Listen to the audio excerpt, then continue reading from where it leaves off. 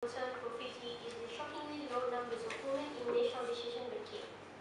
This requires intervention in the form of temporary special measures such as quotas in Parliament or party lists towards ensuring 50% representation of women. In certain quarters, it is argued that temporary special measures run counter to democratic principles, where everyone is supposed to be competing equally. The short answer to the proposition is that there is no level playing field. Women have historically been disadvantaged.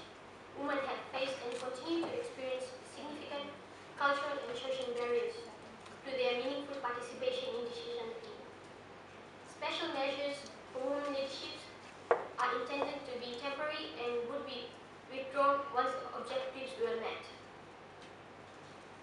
This is in line with international best practice as recommended by the United Nations Committee on the Elimination of all forms of discrimination against women, CEDAW. The intention is to encourage and promote the entry of a critical mass of women to enable their perspectives to be articulated and reflected in debate and the formulation of policy at the highest levels. The persistence of male-dominated parliaments has meant the denial of the right of women to be involved in the making of laws that affect them directly. Temporary special measures should have constitutional basis to ensure they can be utilized whenever inequality is identified.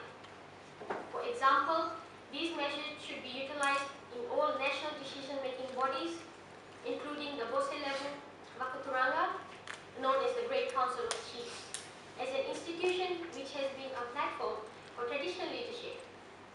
It must now also widen its membership to include professionals, women and youth consistent with the responsibilities they are increasingly assuming.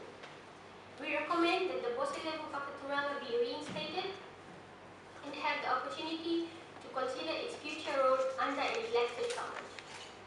As to what this may be, there is a place for mentoring, instilling leadership skills and developing cultural assets, such as the Toki language and retaining fast-vanishing art and craft which might be considered.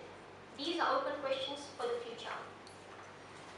We have shared with you today not just the views of a few women working in Suva, but the results of our conversations with women and girls around Fiji. They have shared with us their worries and hopes for the future, which we have echoed in our submission today. These voices have long been ignored and often violently suppressed. This is our sincere hope that you hear us today.